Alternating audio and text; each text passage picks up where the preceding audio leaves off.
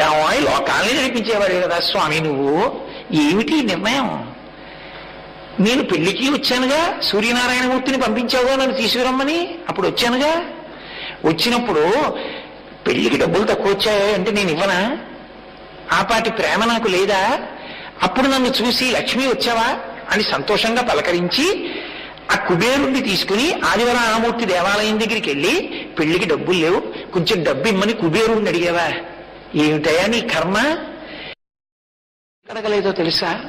ఆ భృగు వచ్చాడు, వక్షస్థలం మీద తన్నాడు. నువ్వేమన్నావు? నేనుండే ప్రదేశం మీద తన్నాడు, నువ్వేమో ఆయన కాళ్ళు ఎత్తావన్నావు, ప్రణయ కలహం అన్నావు, కరవీరపురం వెళ్ళిపోయావు.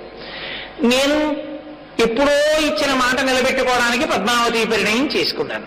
ఇప్పుడు పద్మావతి పరిణయం చేసుకోవడానికి నీ దగ్గరికి వచ్చి ఏమైనా నేను పద్మావతి దేవిని పెళ్లి చేసుకుంటున్నాను, కొంచెం అప్పిద్దు, కొంచెం డబ్బిద్దు అంటే అన్న బాగుంటుందా?